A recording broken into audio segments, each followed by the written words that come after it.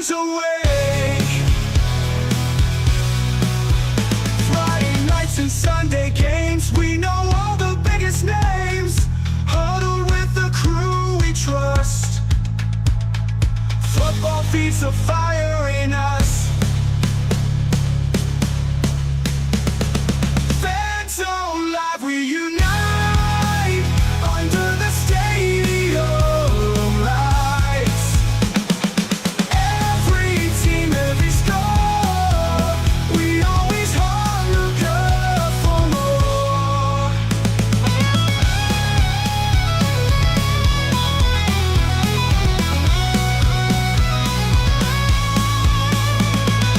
Friday nights and Sunday games, we know all the biggest names. Huddle with the crew we trust. Football feeds the fire in us. Fan day mornings feeling alive. Jerseys on, we're ready to die. In the fan zone, we'll come on. Let's cheer loud, let's stand tall.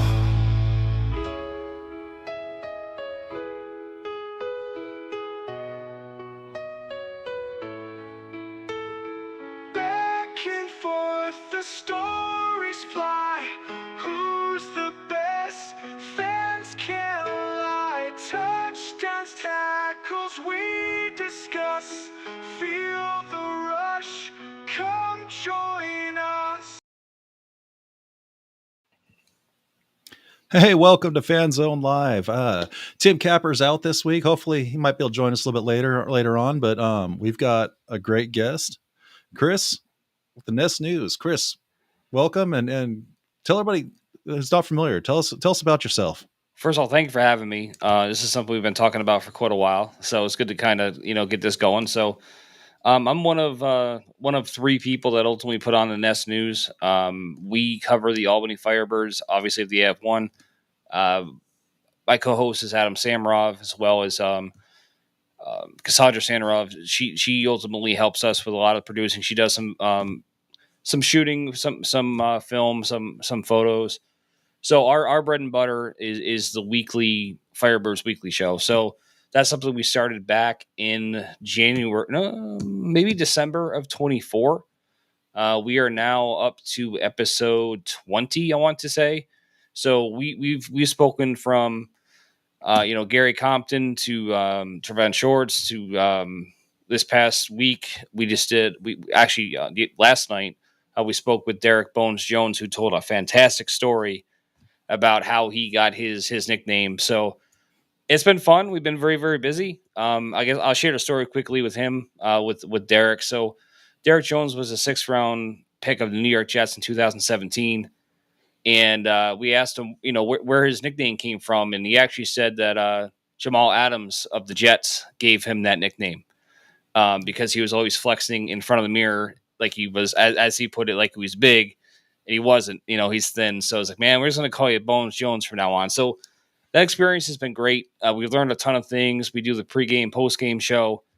This past weekend, we had AF1 Commissioner Jeff Fisher on, as well as Stephen Titus, who, discussed, the upcoming game. Things have been great. We've been busy. So that's what we're up to. So, like I said, we're here ready to go.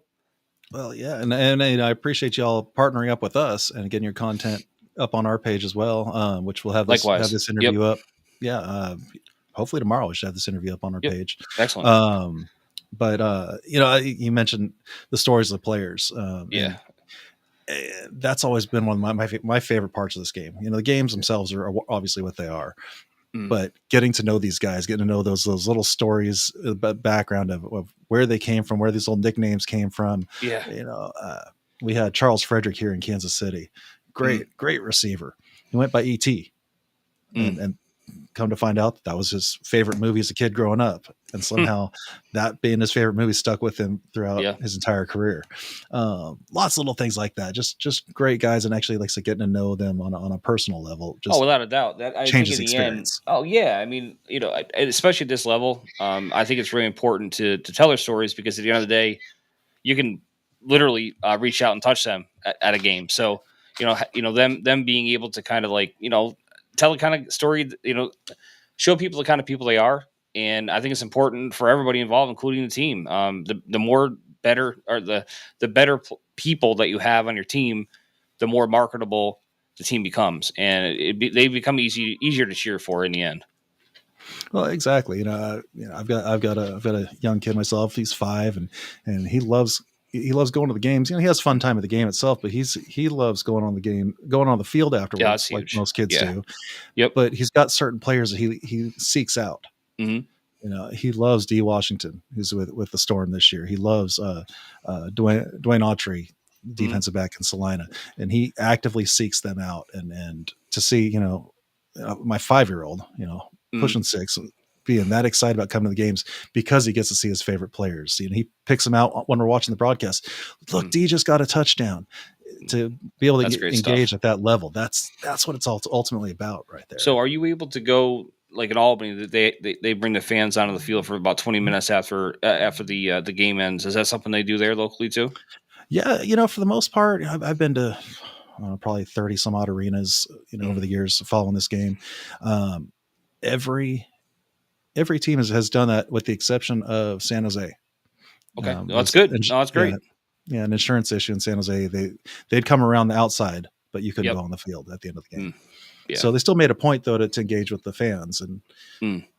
and like I said, that's kind of what's special about this league. I know at one point, I don't want to get too off track here. One point last year, I think it was the Pirates Mm. out in the IFL. They're going to charge Oh, jeez. to get on the field afterwards, and Nah. No, that ain't it. That's not the answer. Yeah. so, but yeah. So, or go ahead. No, I didn't want to go any further. I shouldn't. Yeah, That isn't something I would be doing. I just put it to you that way. exactly. So, you've been doing the show for 2 years now. How long have you been involved in the arena world? Well, I would say probably 1999 was probably where I kind of really latched onto it. I mean, Albany Firebirds have been around since the early 90s. Um, my brother-in-law actually took me to the Arena Bowl, but we went up to games, previous to that. But to this date, outside of a handful of other events, the Arena Bowl in 1999 was probably the best sporting event I've ever been to, Mhm. and that's something that I've kind of held on to since then. Um, Good or bad or indifferent, that is the only championship any of my teams that I've ever rooted for own. So it's a big part for me as a fan. Um, but yeah, I mean, in terms of being involved with a team in Albany, I did help loosely help the team in 21 when they came back with the Empire. Did some sponsorship stuff with them. 22, I kind of transitioned more into like a game day sort of kind of person.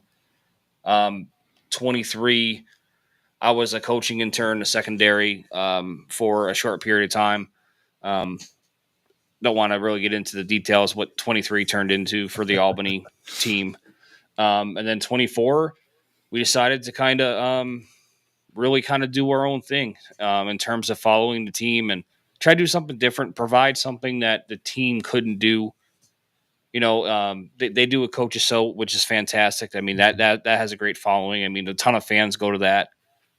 But we just kind of felt that there was an opportunity for us to tell player stories and do some things like, post game show, carry the post game press conference. There's just not enough people to do everything that we feel like the team deserves in terms of coverage. So if you were to add up all the post game shows and the pregame shows and the weekly shows, they're probably up to like 35, 40. Mhm. So that's really kind of where we're at. I know I'm kind of getting off topic, but 24 is kind of really when we decided to do what we're doing now.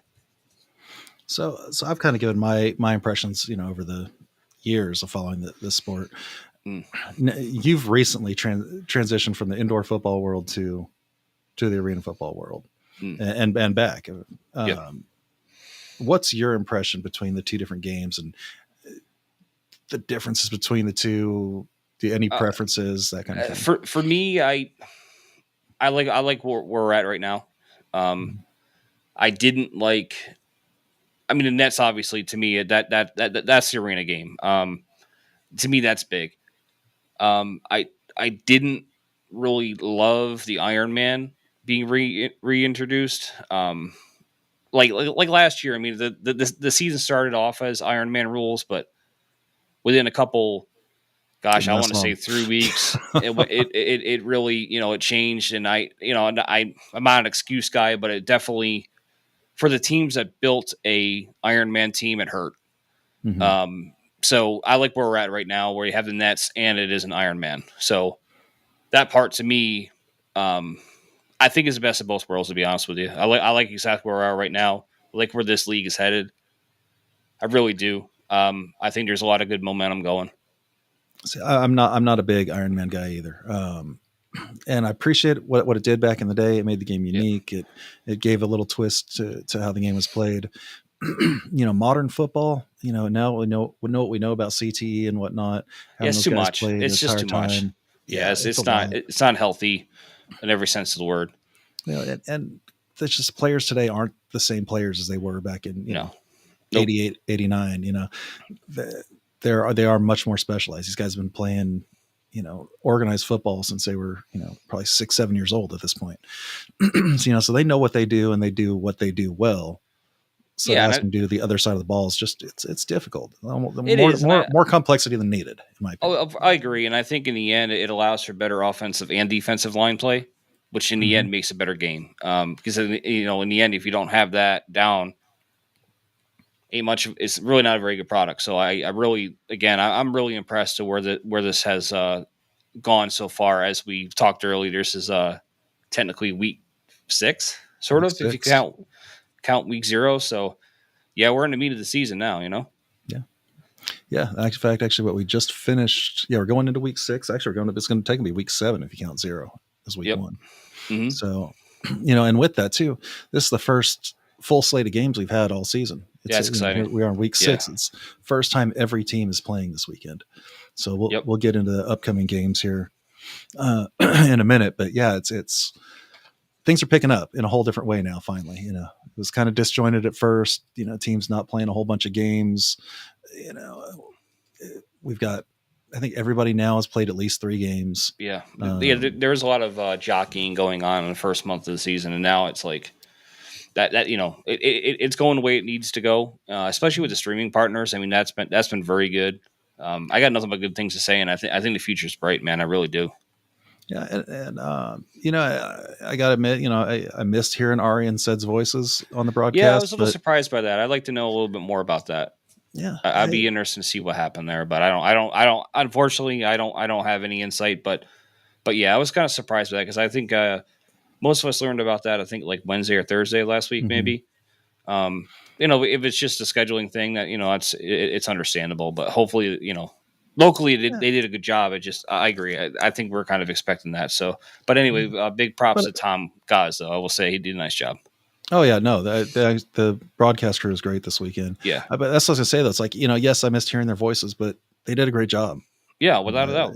So, I think I'm speculating, nothing more than speculation here, but I know they had to fly both guys out to Houston to work in a studio, and then they did those games remotely.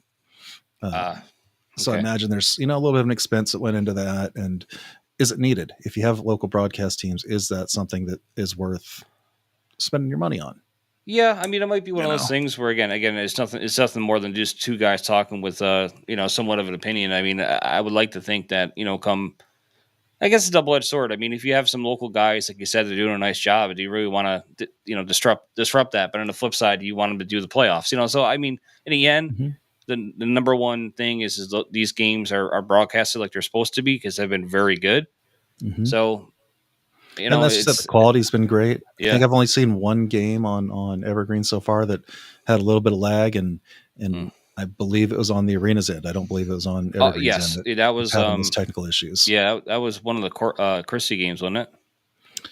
Oh, I forget. It was early on. It was like week 2 or 3. Yeah. Oh no, one thing was just last week actually. Oh really? Towards the very end, it just kind of started glitching out. But But at the very end of the game, it wasn't much to see at that point anyway. So it was like, not the end of the world. I mean, if that's the worst thing we're going to see all year in terms of broadcasting, that's golden.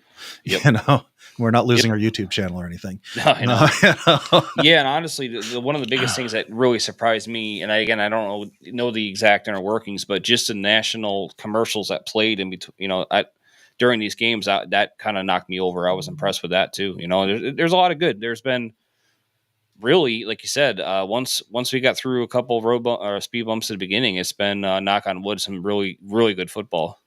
And that's what I was talking with Tim a couple weeks ago. Was just it's nice to not have major complaints after each week now. That's exhausting. After last year and all the troubles we went into last year, to just be able to go, we had 3 games, they went off without a hitch. We had 4 games, they went off without a hitch. That's wonderful.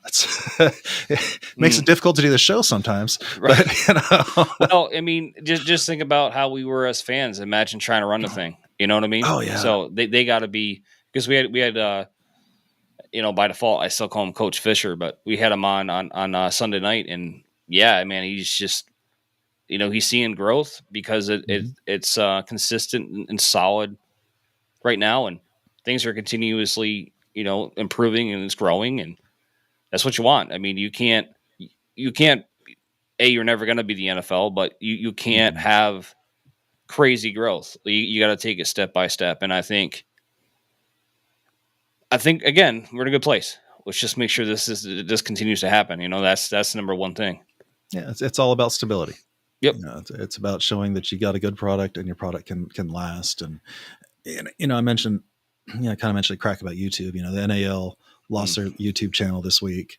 And for whatever reason, there's some speculation out there, and in my opinion, I think it's probably true that there's some copyright issues with the background music. I wouldn't be surprised if that isn't the case, because we've all experienced it on our own accounts. Mm-hmm. Yeah, I mean, last year I broadcast I streamed the Iowa Rampage preseason game, and because I was there, I had a phone. Hey, you know what? It's not the greatest quality, but somebody's streaming it. Right. Yeah. So I put my phone up on a tripod, plugged it in, and just streamed the whole thing. I spent the next week deleting music that it picked up just to get it to show up on YouTube for a little while. Yeah, so, it's pretty crazy how sensitive that can be, because I remember we did a video one time, we were at a Christmas party, and it was like background music, and it was like, oh, that's copyrighted, got deleted. It's like, man, you got to be careful of that stuff. So but again, that's who knows. Well, and that's why the AFL and now AF1 has shied away from something like YouTube. Yep. It's because you're either gonna have to edit the hell out of your videos and have long periods of silence, or have generic music playing at your games, which no one wants that, or risk, having the whole thing taken down. So people screaming, "Oh, this needs to be on YouTube. This needs to be on YouTube." YouTube's great. We're on YouTube now, but it does have its drawbacks, as NAL found out this week. Yeah. So. Yeah, I mean, let's talk about Evergreen for a minute, actually, if you don't mind. Exactly what I was thinking. Yeah, so go right ahead. You run with it. Go ahead. No, yeah. So we get into this brand new service. Yeah, that's something to remember too. Is Evergreen is a brand new service. They're a startup that came right from the CEO's mouth on Sunday night. I had the opportunity to speak with him, and like he's excited about the product, and like him and Jeff Fisher were very much talking about the future, and it was again not the eavesdrop, but they were talking about how well it's gone and how happy they are to work together. And Evergreen's been great. And that's the kind of partner. That's the kind of partner we need. Okay, yeah, it's new. Not that many people have heard of it yet. It's coming, and the more products like this they put out, the more live and engaging products. Which you're now a part of Evergreen, correct? So you got your show. Yeah, that's that we've kind of been, so we have, I think, 19 or 20 episodes on Evergreen, and then that's actually in the AFL fan hub, and so is Off the Wall with the turf tapes. So we kind of have a section within the Evergreen that's called the fan hub. We have our show, and then I believe, and maybe this isn't true, but I believe that it is, we did a live stream last week directly to Evergreen, and I believe that was the first live broadcast that wasn't AF1 produced. That's awesome. So that was kind of a nice thing for us. So we do a live stream for pregame and postgame and the weekly show on Evergreen as well. So check out Evergreen. I think the future is very, very bright with Evergreen. And even in the time since we signed, that library, just for movies, we'll say, has grown significantly. And I'm sure you've been on there looking around. So Oh it yeah, is growing. And I think it's okay for me to say, we're in the process of putting this show on Yep. Evergreen. So the fact that they're embracing everybody, Yeah. it's something Very that's inclusive. unheard of. Yes. Yeah. A couple years ago, you couldn't have dreamed of doing this kind of thing. Mm. And here they are. Here's our brand new platform. We're gonna put you guys as a fan broadcast Mhm. right up here on the same service that broadcasts the league's games. Oh, it's humongous. And it's just, and the people we've dealt with, I mean, we have somebody that we actually work with two people. There's I'm not going to say their names. I don't know if they're interested in that, but there's someone that does exclusively live streams. Then there's a person that handles the I don't know, archive video. That's probably not the best way of saying it, but pre-recorded I almost said radio, pre-recorded videos. Mm-hmm. They've all been fantastic. Mm-hmm. Yeah, man, if you haven't checked out Evergreen already, you're missing totally out. worth doing. Yeah, it's free, and there's other stuff besides arena football on there. Yeah, there's a lot. There's lots of really cool stuff, so it's definitely worth checking out. I would hope most everybody's already been on Evergreen and been watching some of our games. If you're watching this, more than likely you have. So, yeah, and having the replays too, the condensed games like that's been a lifesaver for me. Because if I miss a Vice game, I mean, shoot, they're edited down anywhere from 16 to 23 minutes. I mean, that's great for a guy like me that needs to kind of digest some film for the following week because we do a pregame show. So, but and when you're at the games, it's hard to watch the games when you're at the games. I mean, I posted up on Twitter the other day. I was at my daughter's wedding. I'm sitting at the reception. I had the game pulled up on my phone. Yeah, I won't tell. Oh, she thinks something's wrong with me if I didn't. So yeah, right. Yeah, what's wrong with Dad? Yep. So well, let's talk about some games. I got last week's games. Well, I guess you could say there's one competitive one with that score. It was definitely not. I was surprised by that. I listen. I didn't watch that Selena Storm game, but Storm's gonna get their stuff together. I'm not sure what's going on there. I haven't watched the game in some time, but I think in the end, I think they're underperforming. Not gonna point blame at anybody because I don't really know, but I was surprised to see that score. So, real quick, pipe in the chat. We got Tim in here. He's hoping to be on later. Tim, you got the link. Join us as soon as you can. We'd love to have you. And then he was again, not to kind of derail too much, also asking about Vice Sports. I don't know if you've seen the ratings on Vice. No, I haven't. No, I don't even know if they're public. I'm assuming Tim knows because I don't. Yeah, there's some out there. I want to say they haven't put every game out there. One week was about 14,000, and the week following I think it was about 9,000. That's not bad. I mean, not earth shattering, but that's solid for Vice. I mean, well, 100%. I mean, at the end of the day, I mean, what were you looking at for YouTube numbers? Half that, a third of that? Oh yeah. Oh, probably. So it's a good place. I mean, listen, it's a baseline. Anybody can haha or TT or hee whatever they want, but the reality of it is it's a jump off point, and I bet you it's going to continue to get better. Well, and the reality is if they're getting 14,000 on ABC, that's a disaster. Oh, right. Yeah, but they're not. They're getting on Vice TV. I haven't seen it. I don't know if it's public, but I'd be interested to see what the Evergreen stuff looks like because that is live stream plus condensed game. So if there's more of the story. I have not seen any. Yeah, I've not seen any Evergreen numbers. I don't know that that's been made public, but that I don't know. I mean, my guess would be is not because even Netflix doesn't do that, right? Publicly, anyway. Yeah. Oh, they've got them. Oh yeah, they know better. Yeah. So watching the Storm and Liberty. So we were talking about that a second ago. It reminded me of an old CIF game.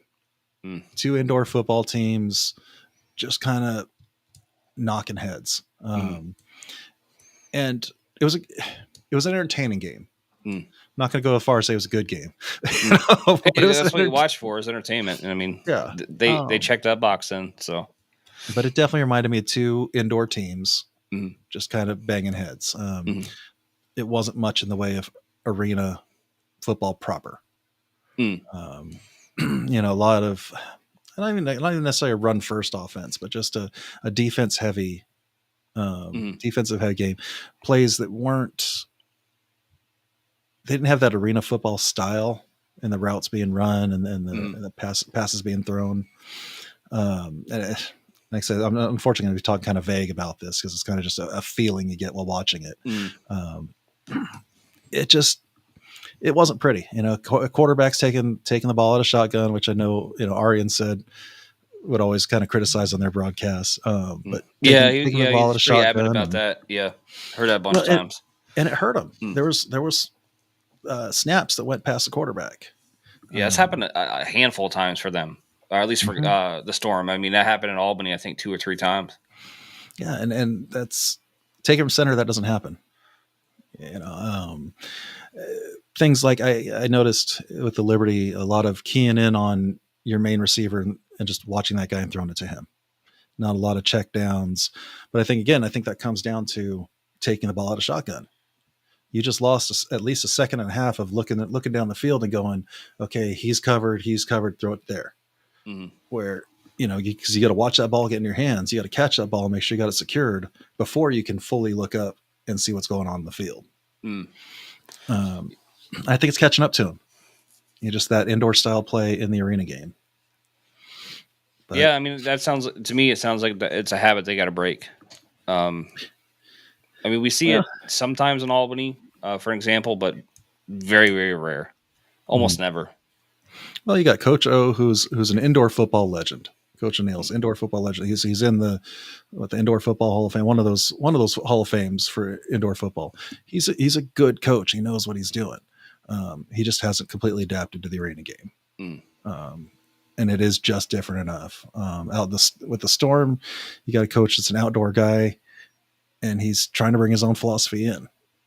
And they play hard-nosed football. It's. I don't think either one of those teams are necessarily bad. No, I agree with you. Yeah, it's just a stylistic thing. Well, I think I was talking, again, the name drop again. I don't intend to do that, but in the pregame show that we had with Steve Titus and Commissioner Fisher, that's one of the things I said is like all the teams that even the teams that don't have a lot of wins, they've all gotten more competitive. Again, I don't think there's a bad team in the league right now. They've all gotten better. They've all invested in whatever changes they need to make. They made, but yeah, I don't look at that score or watch that game like, yeah, man, those teams aren't capable of being competitive. I don't believe that for a second. Well, and the reality is the weekend before, with an Albany at Salina, the score didn't show it, but Salina had a good chance to win that game. A couple, self-forced errors, just things they didn't do right, routes that weren't run right, bad passes, whatever. There were things that they had control over that they could have beaten Albany 2 weeks ago. And so I was shocked to see how the game with Billings went after seeing him play in Salina. Right. So I was not high on Albany after seeing him play. Yeah. And then to see him blow Billings out like they did was just a. Yeah, I mean, again, I'm just a fan like everybody else, but they're gonna fix it. Again, this is my 2-cent opinion. They gotta. I think the travel to Nashville and Salina in particular, that was a difficult trip, but they got to figure out a way. And the guys talked about it. Derek Jones was on. He's like, yeah, we gotta figure out a way to make sure that energy travels, because both road games have started really slow, and I think both road games have started each possession each game with a turnover. So they know what they got to do. In terms of last weekend's game, it really the hits just kept on coming. Special teams is really what put this game away. They played very well on defense. It was a very well played game by Albany. It's going to be probably more what we expected in game 2 versus what it was in game 1. Because being home is real. Like, that makes a difference. Playing in Albany is different than playing in Billings. So it'll be interesting to see how this game shakes out. I would imagine it's going to be a much closer game. Yeah. Well, especially when you're talking about places that they're not real easy to travel to. Yeah. I mean, I go to the Salina games from Kansas City. It's still 2.5 hour drive from my house. Mm. So I would imagine, if I'm coming from Albany, you're driving down to Newark, getting on a plane in Newark, flying to Kansas City, and then driving out to Salina. So, you're talking, what is it, about 3 hours from Newark to Albany? Yeah, so I don't. Again, truthfully, I don't really know exactly what the plan was.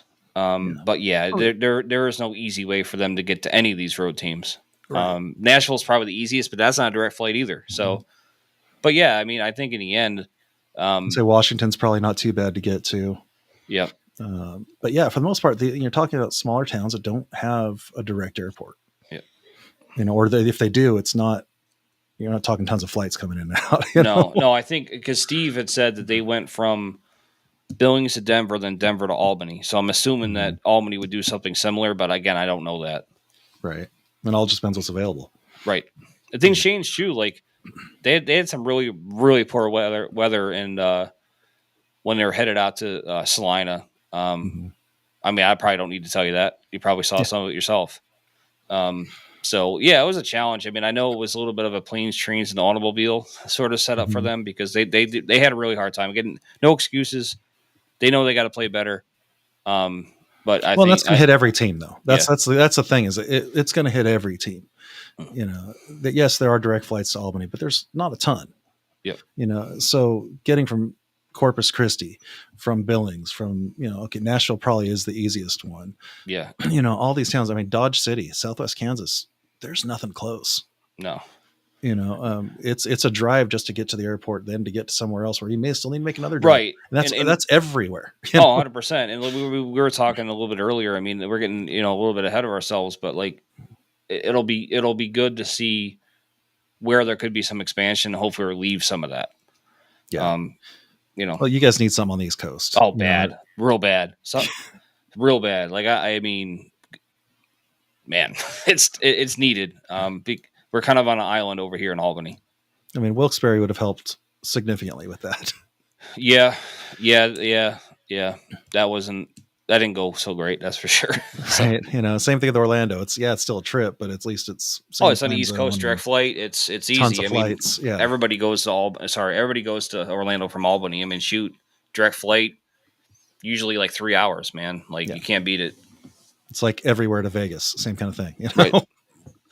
So I think they are gonna, at least I hope anyway, they're gonna tighten some of that up and fill in some of the gaps. And it's still arena indoor football. There's going to be, and I'm not saying this from any knowledge perspective, somebody's going to go away and somebody's going to come in. That's just the nature of the beast. Yeah. And hopefully you have more in and out. Of course, I think that would be the case, but again, that's crystal ball stuff. And I don't have one of those, but yeah, exactly. I'm not talking from any point of knowledge on there. Just that's just how it works. I mean, hell, I got my first experience with arena football. The only reason I got it was because of Hurricane Katrina. It wiped out New Orleans, and they said, "Well, what are we gonna do with these voodoo players?" I'm like, "Well, let's put a team in Kansas City at the last minute." So that's how I got involved in this, is because of a hurricane. So crazy things happen. Again, it's just the nature of the beast. But real quick, one other game that we haven't touched on yet: Corpus and Washington. I wasn't sold on Corpus. They'd only played 2 games. It's both against Salina. Yeah, they took care of Salina pretty well, but Salina didn't look great. Is Corpus legit? They got 61 points. Yeah, I mean, I think they're certainly in the top 3 conversation. There's no doubt about it. I mean, the record says so. Over the next few weeks, some of that will be settled out. Actually, maybe as soon as this week. In some ways. Yeah. So I just, like I said, no great games, no like barn burners. Salina. The fact that Salina scored 2 minutes into the first quarter, and then didn't score again until about halfway through the fourth quarter, and had the ball in hand with a chance to win. Yeah, at the end of that game, that was unreal. Yeah, and they kind of go back. I don't know. I probably shouldn't say it, but just spectating the Albany Billings game. Mm-hmm. I'm not 100% sure why they kicked that field goal going into halftime. I don't quite understand it, but again, that doesn't matter. It's insignificant, but small Right. little decisions like that just kind of seem to snowball. I'm not saying they're wrong. I was just surprised by it. The thing with the Albany Billings game is they reminded me of honestly the Chiefs the last couple of years, where any weird bounce is going in their favor. Yeah. And that's kind of what I saw that night. It wasn't that Billings was bad at all, but it's just if something was going to happen, it fell in Albany's favor that night. Yeah.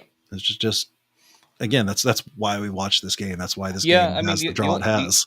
The only thing that I would say to the contrary of that, yes, there were some gratuitous bounces without a doubt, but I think Albany's defense is for real. Mm-hmm. Oh yeah, that was pretty but in clear. terms of the other, the one touchdown that scored off the bar of the net, yeah, that's a lucky bounce. But you're right. I'm not disagreeing with you, but I think they did more good than luck, I guess. But you're right. I think that the distance of score is really what it. That's where it showed up. Ultimately, that's what I'm saying. Is so it's 24-62. I don't think is representative of the quality of these two teams. Yeah, I mean, you're talking if you take, let's just say 2 touchdowns. Now you're talking a 28-point difference, a 28-point swing. That all of a sudden that game gets wildly different at the end. So again, I had Billings picked, but that was after watching apparently a tired Albany team come into Salina and not look as good as I expected them to look. I know, I know people out there feel like Albany's full of excuses, but they also were very sick.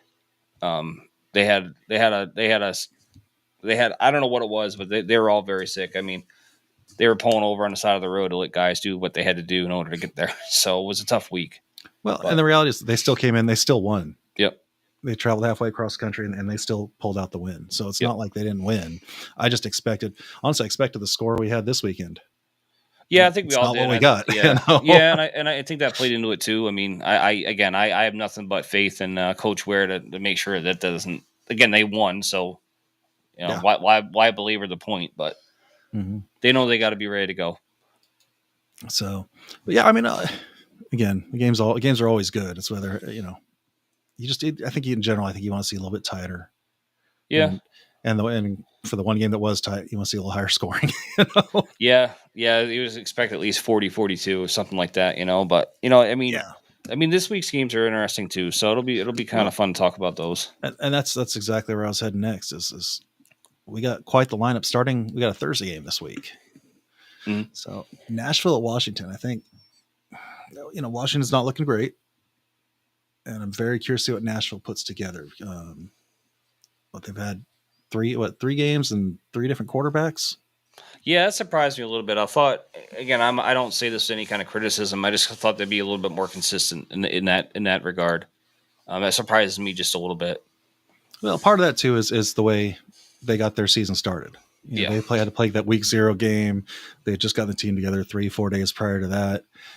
They weren't ready for that week 0 game. They just flat out weren't. And I think it showed week 2. They looked better. They still didn't get that win, but they looked a lot better week 2. Week 3, they finally got that win. Or game 3, I should say, not week 3, game 3. Yeah, I think Nashville's got something to prove. You can't rule out Coach Arbette. The guy's a legend. He knows the game better than anyone, honestly. Yeah. I'm excited to see what they're going to do against Washington. Yeah, I kind of feel like Washington is kind of due to kind of get out of whatever funk they're in. I don't think their games have, in my opinion, I don't think they're, I forgot who said it, your record is what your record is. But I think they're going to, I think it'll be a good game. I don't think it's going to be, one of those, they're at home too. And I think that matters. So it'll be that I'm looking forward to that one, mostly because I haven't seen Washington yet. I've seen all the other teams, but I haven't seen the Wolfpack. Looking forward to that. Well, and you got, like I said, you got the Wolfpack. The one thing, if nothing else, Wolfpack have marketing on their side. Yeah, they've got the best helmet. They've got a great field. They've got a great atmosphere. Thursday nights, aren't great for attendance. That's just how that works. Yeah. Especially looking at what a 6. Actually, no. I guess it's 7 o'clock. These are mountain times on the Yeah, stream, so. that's not my strong suit when it comes to that sort of thing. So I mean, for me, I'm glad it's not like 10. You know, here Well, in the East but Coast. that's just it is going to be 10 for Oh, you. that's right. You're right. You're right. So yeah. See, that's why you don't ask me what time it is. I don't know. So yeah, that definitely hurts. I guess the good thing is we only have one team in the Eastern time zone. Yeah, that's true. Which wasn't originally the plan. Let's just be honest. So Right. Here we are. Right. You know, because that should have been a good division. You know, but oh yeah, no, there's going to be some battles in that division for sure. Yeah. But you know, it still is what I it guess, is. in some ways. Oh yeah, yeah. Well, and we still, as far as I know, we still haven't heard exactly what the playoffs are going to be yet. Have you heard anything on that? No, that is something that we probably could probably get that answer from Gary Compton, I would imagine. Yeah, we'll need to push a little bit and see if we get some answers on that. Because if I had to guess, you know, they still show divisions, but I imagine the divisions are out. It's just going to be the top 6. I would imagine so. I mean, I don't know, but that would be easy math.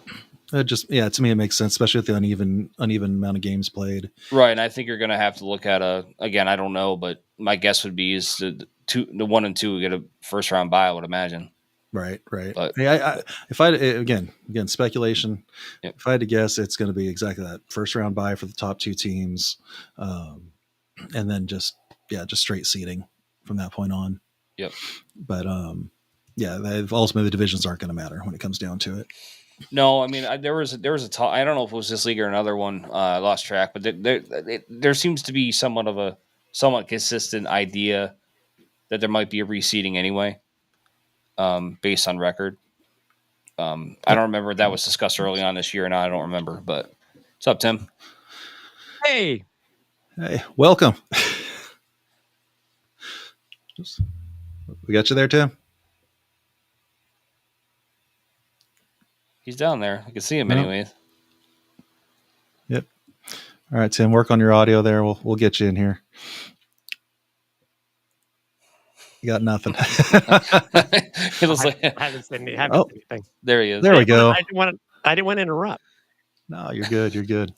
I didn't want to interrupt. You know, obviously, it's an honor to be. Yeah, it's an honor to be here with you, Chris. It really is, dude. I appreciate that. Same here. I mean, we early on in the show, we kind of laid out what we've been up to. We've been very busy, and we've been very lucky to have the support of, the Albany Firebirds and AF1, and we've had some good success telling some really fun stories. So I appreciate you, checking those things out, man. We really do. It's not just me. It's Adam Samrov and his wife, Cass Samrov, that allows us to kind of get off the ground. So very appreciative. Oh no, it's for somebody for the reason why I appreciate what you guys do is that coming from somebody who also does a weekly CFL podcast and a live show after every game too for us, whether we're at home for an away game or for when we're on the field post game to do the show. And it's not as long as what you guys do, but I know what goes into it. It's a lot. So it's as long as you're having fun doing it. I mean, as I see you guys are having fun. That's cool. You guys got a great, a really good relationship with the team. That's critical. That matters 100%. And obviously, it's you're able to get guys and come on the show and stuff like that. So, and I just love what you guys do, and it's keeping up with what these old school guys have started so many years ago, and you guys are just continuing. So yeah, no, listen. We used to run our own. We used to run our own team. We have about 100 shows on our belt, but it's nice to be able to tell these guys' story, because I think, again, not to bore the audience that's already been here. But, having the opportunity to talk to Derek Bones Jones last night was great because, 6th round draft pick by the New York Jets. He got his nickname from Jamal Adams of the Jets. So there's just a lot of good stories there. And in the end, that helps sell the Albany Firebirds as well as AF1. So we're going to keep doing it as long as they have us, And the thing is, too, is that stories, obviously it's kind of different for myself and for Scott because originally we were AFL centric, and I can attest to that it can be tough to do a consistent and a good podcast or show week after week after week when you're only able to be a team specific podcast. Mm. And I can only imagine what you guys are going through, leading up to that week. It's like, who are we going to get? Got to talk to the team about it, or if it's somebody that's related to the league, got to talk to Adam at the league media. What can you do? I mean, it's again, I love it. I love it. As I said, there are so many stories to tell, whether they are current Mm. or Hall of Famers or former players, because as everybody knows in the Capital District, there are a ton of guys who are a part of the Arena football family, Yep. and there still are stories to tell that haven't Oh, been told today. without a doubt. And I could say, like, it again, I got to hand Jake Labrie some flowers. He's the CEO of the Albany Firebirds, and we have a great relationship. We touch base quite often. He usually is the one that stewards these guys on. We're very lucky. We're able to do it right at the team hotel, the Clock Tower in Latham. Great facility. They literally, they come from their room, they walk down the hallway, they go to where the breakfast is served, they sit down and they just unplug, man. Like that's the thing. Like it's a low stress thing. It's something everybody's enjoyed it. That's the thing. Like Coach Ware does such a great job of getting the right guys in the building. So we the kind of the mechanics of it, we'll say, hey, we would like this guy and then this guy. We usually do two. Just because I think it's good to have a balance, because at the end of the day, there's only a certain amount of weeks, there's only a certain amount of players, there's only a certain amount of opportunity.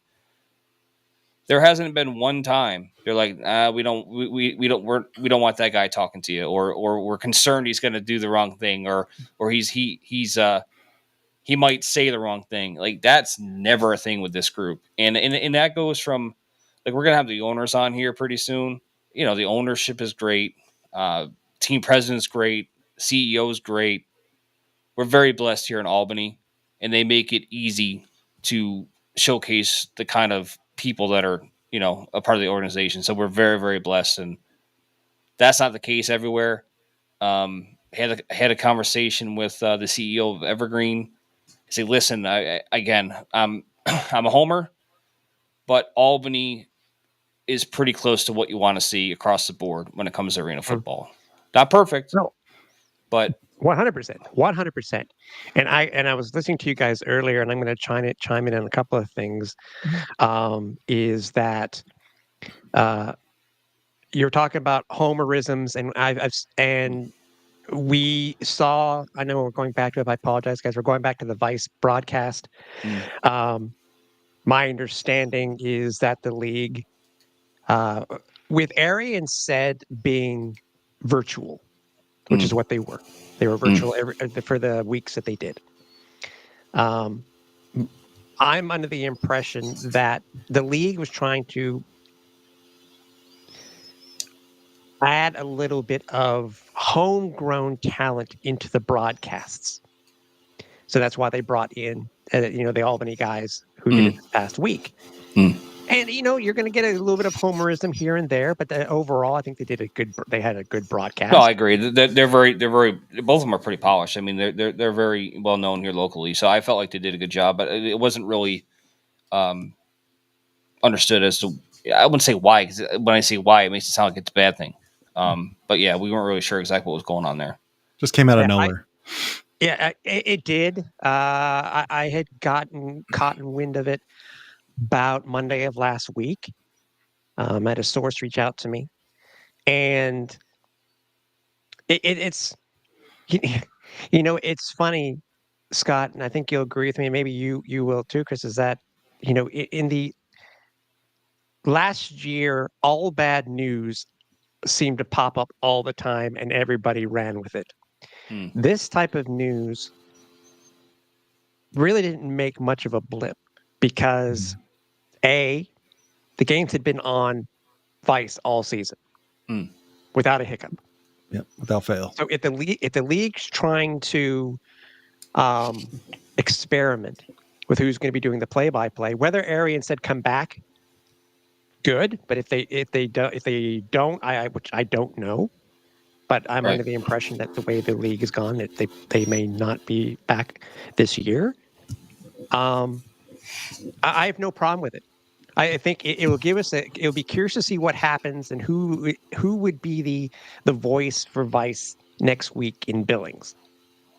And I guess it just gives a whole other. It adds to the story of the game. I don't see the broadcasters getting nobodies to do the broadcast. That won't be the case because they want to put on as much of a professional product as possible. And they have up to this point. Yep. Yeah. Yep. So my only gripe for last week's broadcast was that the league. My understanding, it seemed that in the press release that Vice was promoting local talent, et cetera, et cetera. They didn't show them once on the broadcast. With Arian said when they came on right before the kickoff, explained everything. They were there. You showed them at halftime, but you didn't get to see the guys at all this week. They did something. What that is, I don't know because I was at the game. They did. Yeah. It was somebody who took over for Sophia, I think, this week. Mm-hmm. But again, we've seen we've seen them do opening shots and whatnot from MVP before, and all the time that the Firebirds have been playing, or there's been indoor arena football in Albany, you've seen it. So I thought that was just a little strange, but I'm sure kind of so we're talking of figuring things out. Yeah, kind of talking to the top of the show here. It's about personalities, and the personalities it doesn't even extend into your broadcast crew. Getting to know a lot of these, sometimes former players, sometimes just seeing Mike and Mike at the Arena Bowl just hanging out in the hotel lobby. It's you got to see these guys, and I know. It meant something. And the reason why I say they did something is because they have a local radio show here, at least Gaz does, and they did say they did film something. I was at the arena, so all I could do is take your word for it. I don't know if it was something that didn't make the air. I have no idea, but That's I do know possible. I do know that there was a discussion there. But again, I was physically at the arena, so I didn't even see the broadcast. So I can only take. I have no reason to believe what you saw is what it was. I just don't know. Oh yeah, I mean there may have been something because I remember at halftime they had a static photo of the arena from pregame. You could tell easily it was pregame, and while they were going over standings and stuff like that, so maybe that was the pre-tape stuff. That's the only thing I could think about. But I know you guys were the last game we talked about was that matchup between Billings and Albany. One of the other things I think that the league, and maybe just because of the timing of it itself, Scott and Chris, is that the league in that game, both kickers were foreign kickers. Mm-hmm. And that would have been a great story that the league could have utilized for that game. They were grabbing talent from all over the world to come play this game. Where's your kicker from? Because forgive me, I didn't know that, honestly. Yes, Billings. Yes, obviously Henry's from South Africa, but yeah, he's British. Oh, okay. Yeah, he was signed this past week. He's a former CFL kicker who used to kick. He kicked for 2 seasons with the Edmonton Elks in the CFL. And does that mean there's a tariff on him? That might be Just pause. Yeah, every ball kicked through the tariff. So it would have been something that the team, that I'm sure that the league or the broadcast could have latched onto, but and I heard your comment about the kick going for the field goal at halftime. Mm-hmm. I was actually all for that, and this is my thought process on why about Billings trying for that field goal is that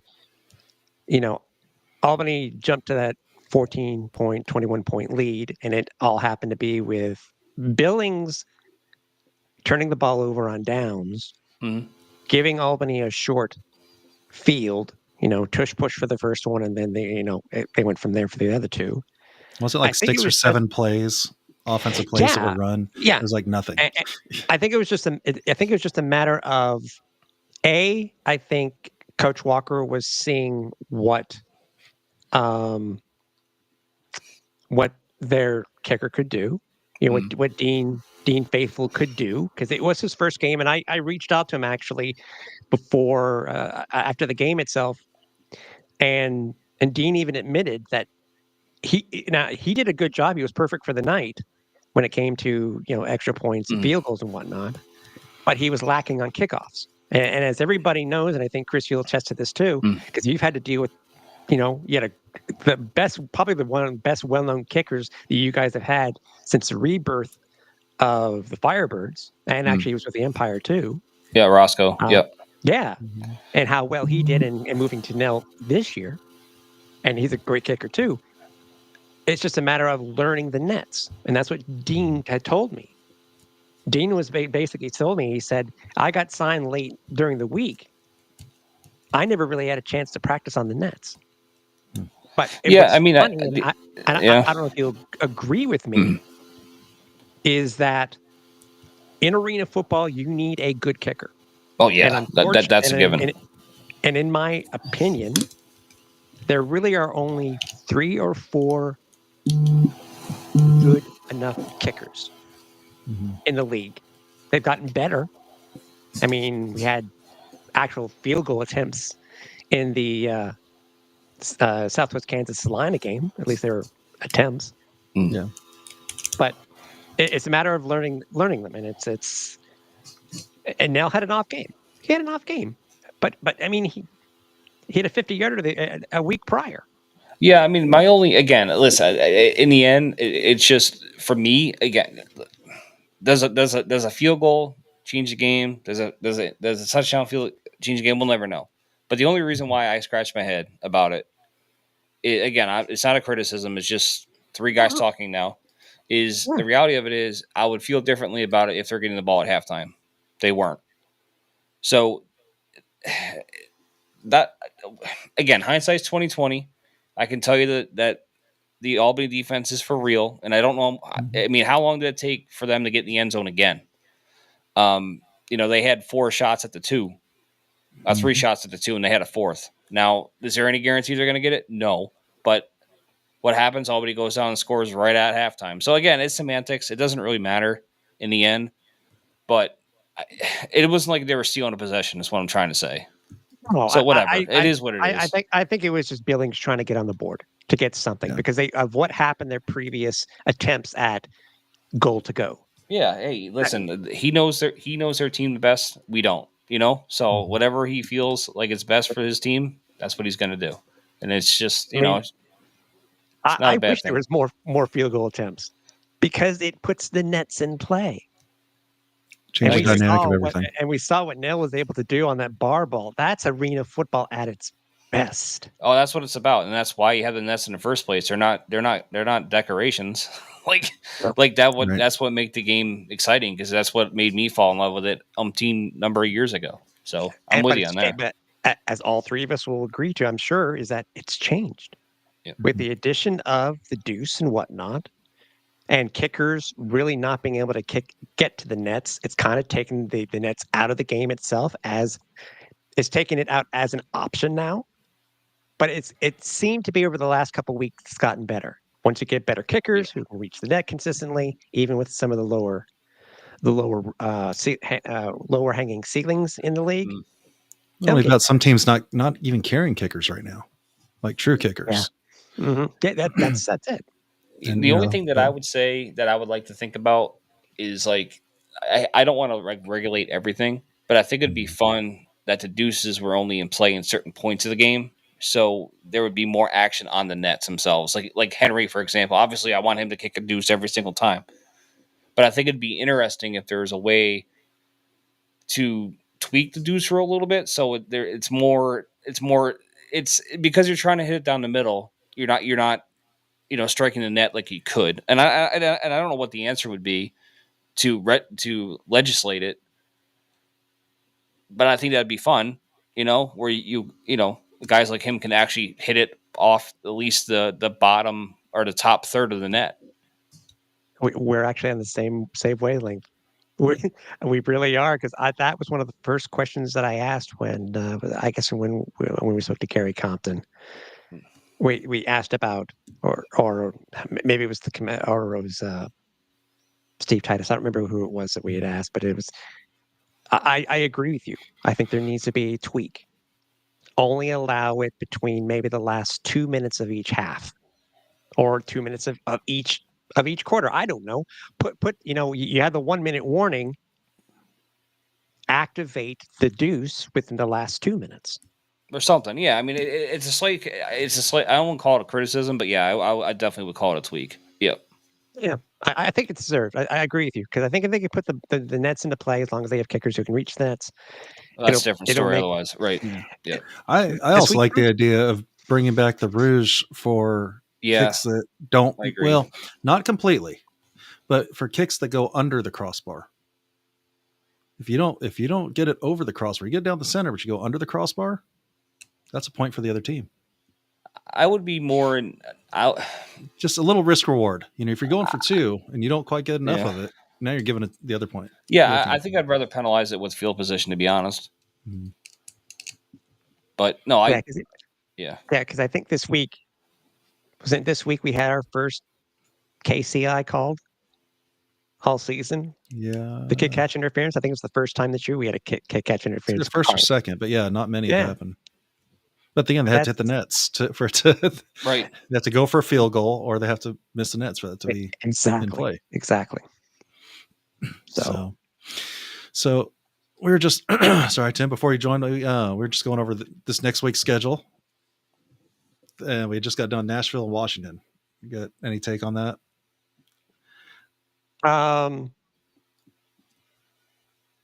Let's see what Coach Arbet can do. Who's going to be his guy under center? Because basically the last 3 games, he's had three quarterbacks. Last 2 games, last 3, he's had 3 quarterbacks. Mm-hmm. That's exactly what I said. They had the preseason quarterbacks in week 0. Rakeem Cato, and then I can't remember the guy's name who was there last week, but on blank too. Let's see what happens. But let's see what happened. Travel. I mean, it's more direct. I think you guys think it's more direct anyways, because it's basically flying to SeaTac. Yeah, that's probably going to be some of the easiest travel of the whole year, for other than Dodge City to Salina. So all right, we'll roll through these real quick. Oregon, Salina kind of is ultimately the battle for the bottom at this point. I don't know what I think of this one. I seeing Salina in person, I'm not liking what I'm seeing out of them. Oregon, it took a gift of bad clock management to get them their first win. Yeah, my only rebuttal to that is they have a pretty good quarterback, so that should give you a chance. I don't know. I don't know what to make of Salina. I don't know. Salina's got a good quarterback for the other team. He likes to throw a lot of interceptions. If you can't score more than 25 points a game, averaging, which in Salina, and they can't. No. I mean, for right now, that last week's game was Salina. It's the lowest scoring game in AF1 history, and it's up there in the annals of lowest combined score. You got to score. Mm-hmm. And Salina can't score, then there's a problem. I would not be surprised if Oregon comes in and beats them. That would be my pick if I had to make a choice, honestly, because they can score. Yeah, until I see more out of Salina, it's going to be, here's a I did not hear about this. This could be changing things. Oh, geez. Wow. I had not heard that. So that turns out to be true. We're that's going to be changes okay. things. Okay. Yeah.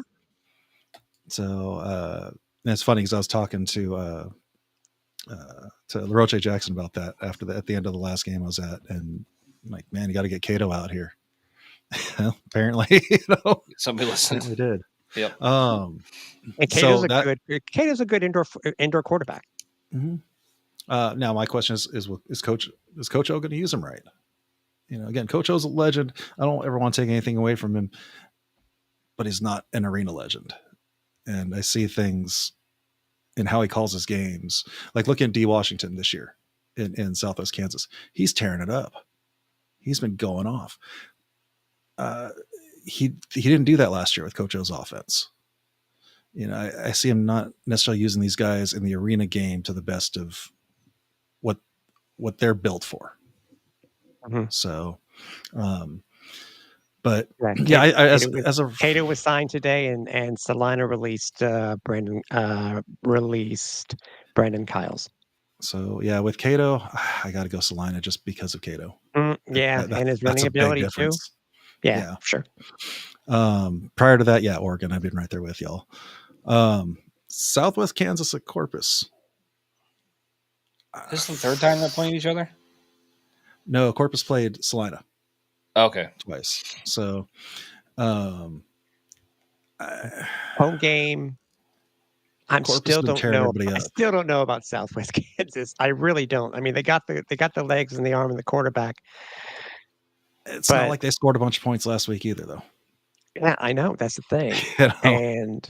And Corpus, it was funny. Corpus Christi was down 14-0 and then roared back. Mm-hmm. So I got to roll with Corpus until I see otherwise. I don't see Corpus losing this one. Not this one. I think it's going to catch it. They're going to hit somebody. I don't know that it's Dodge City. So, and then the big matchup, the one that we've had circled since the last time we had this game circled. Yeah. 2 long days ago. Yeah. Well, I was again not the Dame drop, but we had Steve Titus on. This is the 10th time I've said that, but I jokingly said to him, because he had a bet with Andy Gelcher, co-owner of the Firebirds, and I jokingly said, I said, Steve, I understand that you made a bet for this week, but you have a second car to be wrapped next week, so we'll see how it goes. I mean, it's going to be a much different game, but I'm not sure it's going to be a different outcome. We'll see. I think it'll be much differently played all the way around. Hey, Tim, wasn't he telling us he had a Cybertruck? Yeah, Titus is a Cybertruck. There's no way in hell he's going to get that wrapped. There's no way in hell. This one's interesting. First, it's an Easter Sunday game. Yeah, some of the guys aren't real happy about that.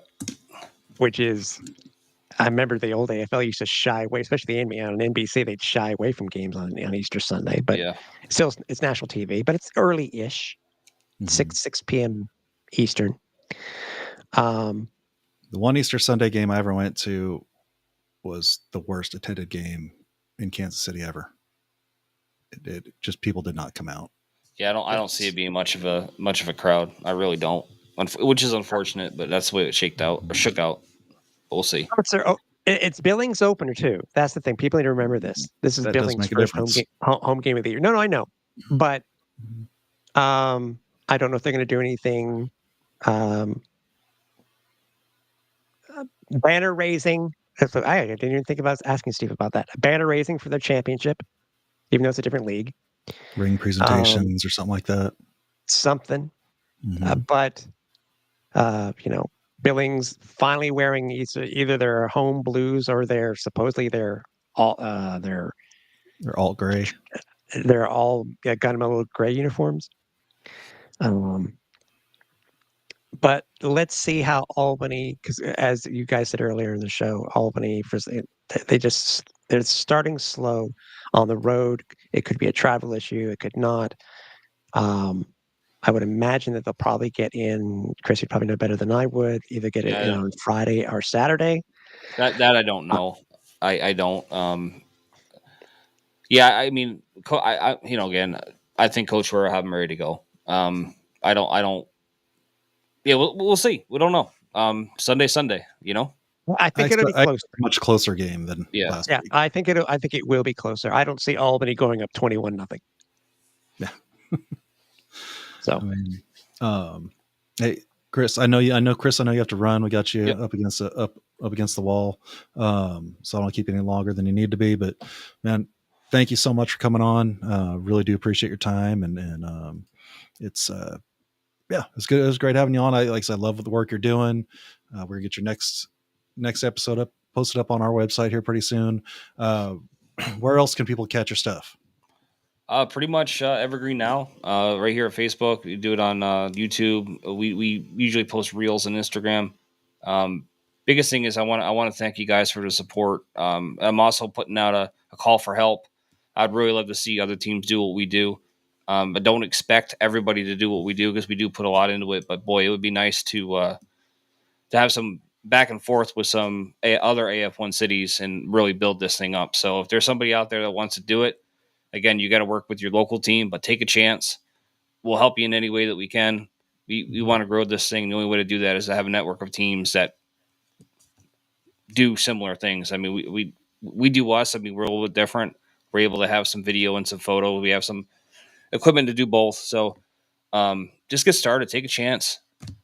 Just reach out. Yeah. Just reach out. We're all connected to someone that can get you set up. If you have an interest in doing stuff like this, let's do this. Let's build. There's a platform for it. Do it. Take a chance. You don't have to be great. You don't have to be perfect. You just got to try. And I think that's the biggest thing. Don't be scared, and just help your local team. It is terrifying though, hitting that live button for the first time. Yeah, but it's terrifying. I would say, but... even though if it is audio, because I did audio, I did audio for 20 plus years for arena football, and I only started doing video 2 years ago, and I love it.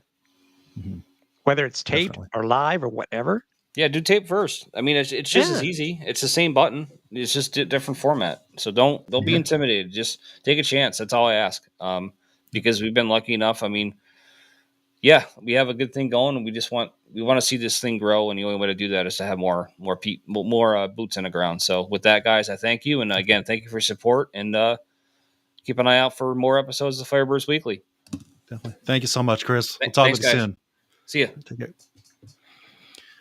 So, all right. So, Tim, something else I wanted to bring up, and not a sponsored thing, not just a good old AFL boy. He's always treated us well. Wanted to give Lou a shout out.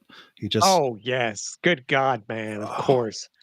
Man, he just let loose his new set of pins. So we got the Pittsburgh Gladiators that just came out. Just received these this week. Man, these things are sharp. Like, I mean, and they're big. We talked about this before on the show. Yeah, they're monster. Like, once I'm able to get the new Gladiator set, because that was my first ever team. That was the first ever team that I followed in arena football. Yeah, these things are absolutely gorgeous. He just did a heck of a job. See if I get this to focus. There we go. That's what's coming up here. One team a month. And he's going to keep going. This isn't just he's doing the initial 4 and stopping. He's going to keep going from what I'm hearing. So yeah, it's going to be a cool collection. I'm already trying to think of ways I can display this. If you're looking at this screen now, that QR code in the top corner takes it to his website. Again, this isn't sponsored. This is just, this is us supporting a long time member of the arena football family. A long time. And he's good at what he does. He's good at what he does. He's able to do what he can. And he the guy may own a pin company, but he's doing some cool stuff. Well, and I've said it before on here. He ran Club Crush. He started Club Crush, the biggest fan club in the arena football. Because of the work he did there, can directly be related to why I'm here right now. Him doing that got me started with my fan club here in Kansas City, which got me connected to the people that I got connected with, and now here I am.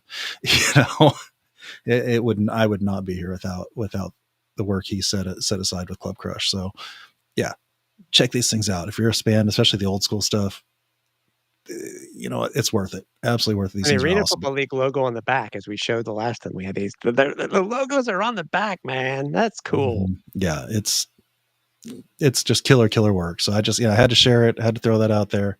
Again, head to that QR code. Take Lou's does good work. He'll get out to you pretty quick. I was actually shocked at how fast this last set just showed up. So I still would have waited. Yeah, definitely take care of this guy. So what do you think of this Cato thing? Interesting. I am wondering, I mean, again, I'm sorry, Selene is anemic. Their offense is anemic. And I think it finally took Coach O a year and a half to finally figure it out. And hopefully he has. Hopefully this was the kick he needed. And You I know, swear last week that I think we probably saw the most quarterbacks under center than we have all year. mhm. Things are slightly changing. Well, They're getting used to more of the rules. There is less running. mhm. It's not as much as it was, but if you have a mobile quarterback, as we've seen in weeks past, I mean, if Cato would, I'm sure will be able to get the playbook. If anybody who's played arena football, especially seeing this stuff that's been online, I think it was the Memphis Pharaohs playbook. Mhm. It's basically the same across the board. It's just the different terminology. And Cato just gonna grip it and rip it. So I mean, Well, and there's and I was trying to explain this earlier. There's a feel to the plays that they've been running in Salina, and the feel to these plays is indoor football, not arena football. yeah, The way the routes are being run, the position the receivers are being put in, they're not taking advantage of the wall the way, as an offensive defender, essentially, use the wall to your advantage. Things like that I'm not seeing happening. Dwayne Autry, it's a great defensive back. He's been playing jack linebacker. He's not that kind of defensive back to where he's one to jump in the lanes of a quarterback. He's one that's running with you, instinctually turns, picks off the ball. Not that guy that watches the quarterback and puts himself in the right position to get between him and the defender. right. Not the guy you want playing jack. Great player, but not a jack linebacker. There's just little things I think he just hasn't completely picked up with the arena game that it just shows. But the same thing goes with Southwest Kansas. They play very similar outdoor style ball indoors. They got a good a decent quarterback, and Jalen Martin. He can run, but it's very, as you've noticed too, and maybe it was just because of the way Albany played them when they played each other. Jalen ran all over them, but ever since, maybe it was the tape. Teams are adjusting, but if that's the case, they need to have a quarterback who can continuously connect with the and the quarterbacks are getting better. It's a different game. But that's the line of game was sloppy. It was sloppy. But was it sloppy because you're taking snaps out of the shotgun? And so it gives more opportunity for the ball to not be snapped perfectly and go over your head or whatever the situation may be. I hate to say this because I really think it is true. All teams need to be molding their teams on how Albany has their team set up, how Nashville has their team set up, how Billings has their team set up. Corpus. They have arena football experience on the coaching staff. Mm-hmm. And that's what's impressed me most about Corpus is they don't have that resume. I know. And they're still putting up points. They're still playing. Granted, the teams they played haven't been great. But you don't accidentally put up 60. No, but DP is quietly,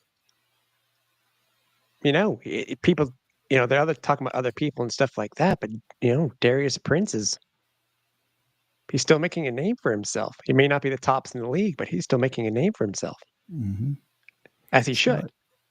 So it's coming along. And I don't want to make this seem like, I'm hating on anything because, man, these games are going up. We're having to nitpick. And I love that we have to nitpick right now because last year we didn't have to nitpick. Last year we didn't want to talk about it. No. And so I love that we're able to do this. And a lot of this is very nitpicky. But it's things that once it gets improved, Mm-hmm. this game's just going to keep getting better. Yeah, we need to have a couple more close games on Vice. It's Mhm. not a plus that a lot of these games have been blown up blowouts except for one.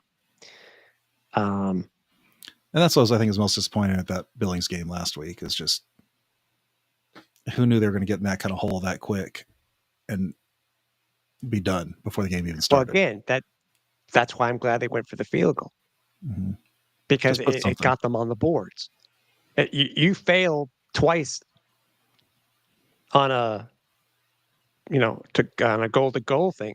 Come on, Mm-hmm. but Albany had everything going their way. Yeah. It was so great seeing the barbell touchdown. Oh man, I loved it. so again, there's another story I know I've told on the show at some point, but the one time I went to a game in Nashville, Kansas City, we had our game moved. It was supposed to be a Sunday game. They moved to a Saturday. I'm like, well, I can do Saturday in Nashville. So we last minute took off, shot down Nashville for the game. We lost on a bar ball that I don't know how, but somehow it hit the bar and shot straight out. Didn't land until like the 10-yard line. That's how we lost the game. They recovered it, ran it right in for touchdown. How many bar balls were there this past week in Albany by both kickers? Yeah, that was beautiful. It made a game that was lopsided fun. Yeah, there was something there. Yeah, it wasn't a Roscoe kicking, no, but Albany has a good have another guy who's a good kicker. So, and again, with Billings getting it, I want to get that story, by the way. If we can figure out how they are able to come by with getting Dean Faithful. What a name, by the way, Dean Faithful. Again, teams with kickers, teams that know how to use the nets.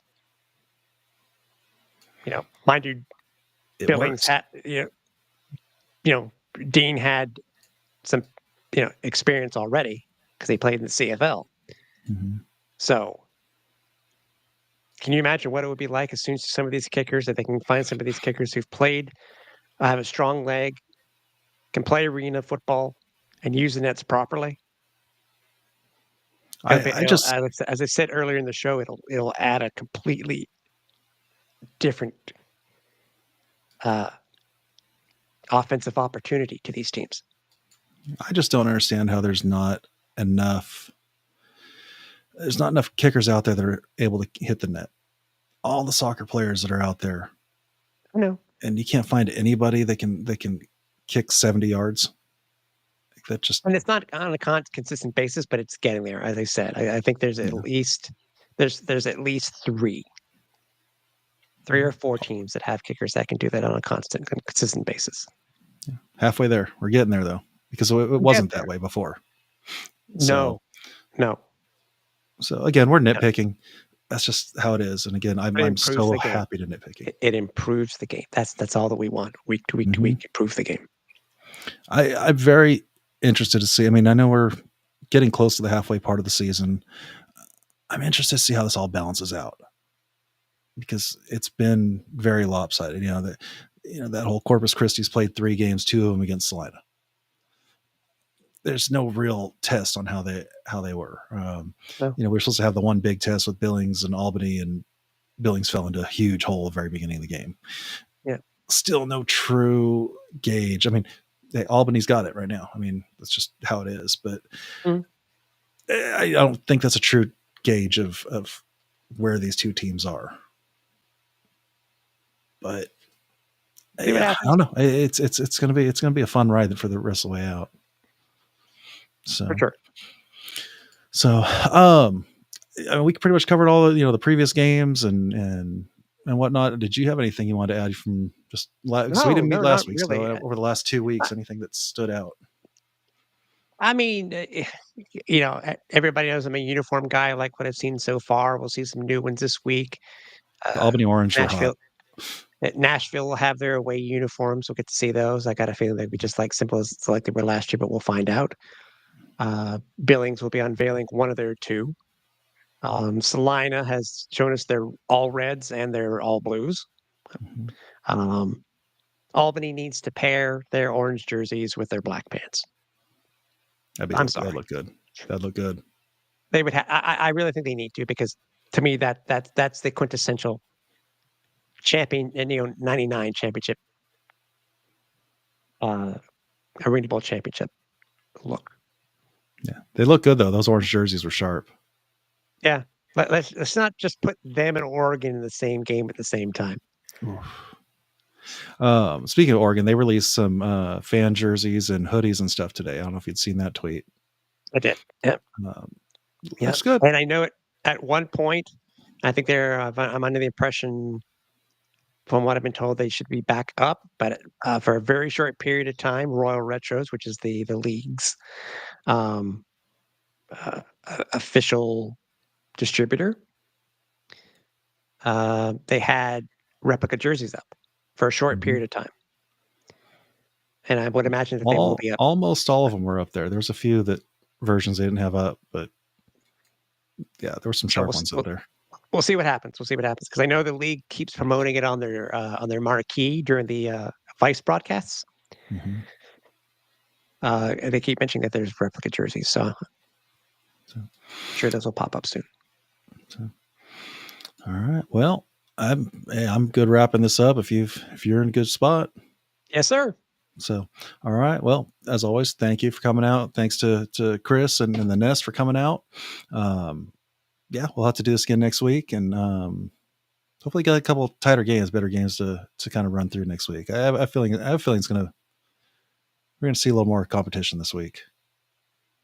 So, all right. Well, until then, we will see you guys then, and thanks for coming. Take care. Touchdowns, tackles we discuss.